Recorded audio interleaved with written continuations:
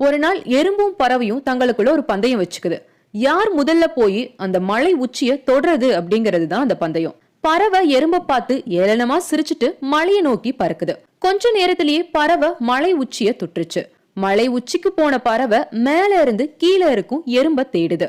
அப்போ எறும்பு மலையடிவாரத்துல இருந்து பாதி தூரத்தை கூட தொடல.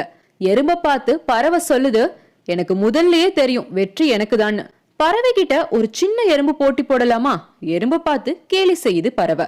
கொஞ்ச நாட்கள் கழிச்சு எறும்போட விடாமுயற்சியால ஒரு நாள் எறும்பு அந்த மலையோட உச்சிக்கு போய் அடையுது. அப்போ அந்த பக்கமா மலைய கடந்து போன பறவை மலை உச்சியில இருக்கும் எறும்ப ஆச்சரியமா பாக்குது. அப்போ பறவைய பார்த்து எறும்பு சொல்லுது, வெற்றி அப்படின்றது எல்லோருக்குமே பொதுவானது. சிலருக்கு வெற்றி சீக்கிரமாவே கிடைச்சிடும், ஆனா சிலருக்கு தாமதமா கிடைக்கும்.